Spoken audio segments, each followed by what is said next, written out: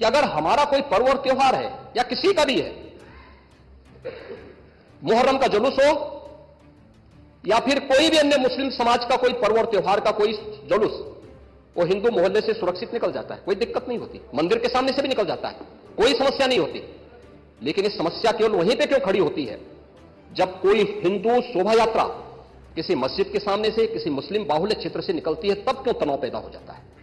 तभी क्यों झंडा लगाने में क्या समस्या आ रही है? क्या भारत की धरती पे केसरिया झंडा नहीं लग सकता? क्यों नहीं लग सकता? पुलिस थी वहां पे और दंगा सड़क पे नहीं हो रहा था, गोली घर के अंदर से चल रही थी। इस निर्दोष राम गोपाल मिश्रा की हत्या हुई और घर के अंदर से गोली चला करके उसकी निर्मम हत्या की गई। हमें इस सच्चाई को स्वीकार करना चाहिए। ये दंगा सड़क पे आमने सामने नहीं था। अगर पुलिस घर के अंदर घुसती तो लोग फिर कुछ और आरोप लगाते। और बहराइच कस्बे में इनकी गाड़ी पर हमला हुआ, जो वहां से 30-35 किलोमीटर दूर है, वहां पे एक पथराव हुआ था। मैंने भी इनको कहा था, मैंने कहा देखो तुम्हारे क्षेत्र में दंगा हुआ है, तुम वहां तत्काल जाओ, लोगों को कंट्रोल करो। लेकिन उसको कैसे तोड़ मरोड़ करके प्रस्तुत किया जा रहा है। इन्होंने जो तहरीर दी वो दूसरे मामले में दी है, उसका इस घटना से कोई लेना देना नहीं। तो मुस्लिम मोहल्ले और मस्जिद के सामने से कोई हिंदू शोभा यात्रा क्यों नहीं निकल सकती? क्यों नहीं निकल सकती? और यहीं पे विवाद शुरू होता है। यानी आप चाहते हैं कि आपके पर्व और त्योहार तो शांतिपूर्ण तरीके से मनाए जाएं। कौन नहीं कहता भी? आपके संबल में थे सिया सुन्नी का भी विवाद हुआ था 1976 में। पूरा विवाद तो सिया सुन्नी का था। उस समय जामा मस्जिद के कब्जे को लेकर के इसी बात का विवाद था। आप इस सच को धूल मत डालिए। तलाशी के दौरान पत्थरबाजी करते हुए घरों की छतों के ऊपर जो पत्थर रखे गए हैं, ये सारी विजुअल्स हमारे पास हैं और उसके अनुरूप ही कार्रवाई होगी। हां, ये जरूर आश्वस्त करते हैं कोई निर्दोष के खिलाफ कोई कार्रवाई नहीं होने वाली। अब तक नहीं हुई है, आगे भी नहीं होगी। लेकिन कोई दोषी होगा, उसको कोई बचा भी नहीं पाएगा। यह भी मैं इस सदन के माध्यम से पूरे प्रदेश के अंदर बहुत स्पष्टता के साथ कहना चाहूंगा कि सरकार की जीरो टॉलरेंस की नीति पहले दिन से है। अपराध और अपराधियों के प्रति, दंगों और दंगाइयों के प्रति वही जीरो टॉलरेंस की नीति के साथ सरकार कार्य करेगी। इन दोनों मामलों में राजनीति की बजाय हमें समग्रता की दृष्टि से देखना होगा।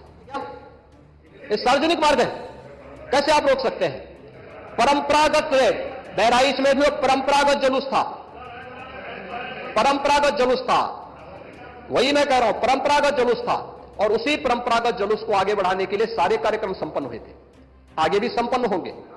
लेकिन ये चीजें तय करना, ये कहना कि उत्तेजक नारे लगाए जा रहे थे, जय श्री राम का नारा उत्तेजक नहीं है, ये हमारी श्रद्धा का नारा है, हमारी आस्था का प्रतीक है। कल मैं आपसे कहूंगा कि अल्लाह वो अकबर का जो स्लोगन है, ये हमें अच्छा नहीं लगता। नहीं, आपको हम रोकें तो क्या आपको अच्छा लगेगा?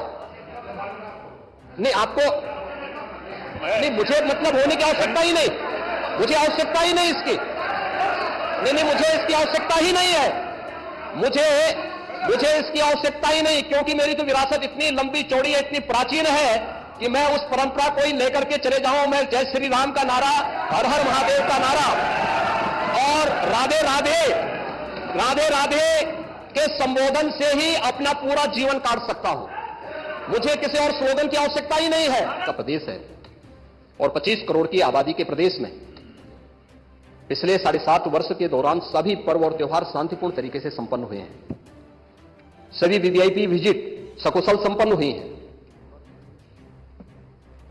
अयोध्या में श्री राम जन्मभूमि पर भगवान राम के भव्य मंदिर के कार्यक्रम को भी, जिसको लेकर के आप बहुत बड़ा पहले प्रदेश के मन में भय पैदा करते थे, वह भी सकुशल संपन्न हुआ। आज प्रदेश में जब सर्वत्र सुरक्षा का एक बेहतरीन माहौल है और 2025 में जब उत्तर प्रदेश को यह गौरव प्राप्त होने जा रहा है कि दुनिया का सबसे बड़ा आध्यात्मिक और धार्मिक सामाजिक जो उत्सव हो, एक महापर्व है महाकुंभ प्रयागराज, जिसमें पूरी दुनिया का एक समागम होने वाला है। सीएम योगी का विधानसभा का ये वीडियो भी काफी ज्यादा वायरल हो रहा है, जहां पर सीएम योगी ने संबल के साथ ही कई सारी हिंसाओं पर बात करते हुए कहा कि हर बार मस्जिद के सामने से जब भी हिंदुओं का कोई भी जुलूस निकलता है, उसी समय पर पत्थरबाजी क्यों होती है। आखिरकार हमारे देश में ऐसा क्यों हो रहा है। इसी के साथ उन्होंने कहा कि कभी भी क्या आपने देखा है क्या मुस्लिम इलाकों से जब भी यहाँ पर हिंदुओं की कोई भी बारात, कोई भी यहाँ पर डीजे का कार्यक्रम होता है तो उन्हीं के ऊपर पत्थरबाजी क्यों की जाती है। वहीं मुस्लिम समाज का जब कोई जुलूस निकलता है तो मंदिर के सामने से भी होकर जाने पर, कुछ भी करने पर उनके साथ कोई भी गलत व्यवहार क्यों नहीं होता है। और इसी बात को उजागर करते हुए सीएम योगी ने अपने विधानसभा के भाषण के अंदर कई सारी बातें करते हुए विपक्ष को भी घेर लिया। उन्होंने कहा कि संभल के अंदर जिस तरीके से जामा मस्जिद की यहाँ पर सर्वे के दौरान हिंसा हुई थी, उसी को देखते हुए सभी लोगों को यहाँ पर चेतावनी देते हुए सीएम योगी ने कहा कि एक भी पत्थरबाज नहीं बचाया जाएगा। सभी लोगों को जो है सीसीटीवी कैमरा और ड्रोन फुटेज से पहचाना जा रहा है और जल्द से जल्द जितने भी लोग हैं उन सभी के ऊपर कार्रवाई की जाएगी। आपको बता दूं, संभल की हिंसा के अंदर करीबन 200 लोगों के ऊपर एफआईआर की गई थी और उसमें से 150 लोगों को अभी तक हिरासत में लिया जा चुका है और भी लोगों के ऊपर एफआईआर लगी हुई है। उन सभी को अभी ढूंढने में पुलिस प्रशासन अभी भी काफी ज्यादा मेहनत कर रहा है। सीएम योगी का ये जो वायरल वीडियो है ये यूपी के विधानसभा का है, जहां पर आज ही के दिन पर सीएम योगी काफी ज्यादा गुस्सा हुए और यूपी को लेकर काफी सारी बातें करते हुए उन्होंने बताया कि जब से बीजेपी सरकार आई है तब से लेकर यूपी के अंदर बहुत ही ज्यादा शांति है। एक भी दंगा बहुत ही बड़े लेवल पर नहीं देखने को मिला है। छोटी छोटी चीजें तो हर राज्य में होती है, लेकिन कोई भी यहाँ पर बड़ा दंगा कोई भी बड़े समुदाय के बीच में देखने को नहीं मिला है, क्योंकि भाजपा की सरकार और यूपी पुलिस के साथ मिलकर सीएम योगी जो है बिल्कुल कड़े रुख अपना रहे हैं। लगातार ही जो भी गलत काम कर रहा है उन सभी को कड़ी से कड़ी सजा देने का प्रावधान यहाँ पर तय कर दिया गया है।